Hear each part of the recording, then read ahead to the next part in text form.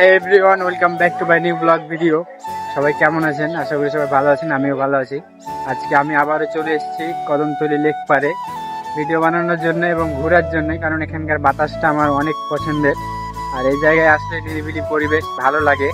তো জায়গাটা আবারও আপনাদেরকে আমি দেখাই। তো এই যে দেখছেন, কি সুন্দর একটা জায়গা, নিরিবিলি পরিবেশ। এই পরিবেশে আসলে মন প্রাণটা শান্তি হয়ে যায়। দেখতে পাচ্ছেন একদম নিরিবিলি, এই জায়গার বাতাসটা ভালো লাগে, গাছগুলো অনেক সুন্দর সুন্দর, আপনারা ভিডিওর মধ্যে দেখতে পাচ্ছেন একদম।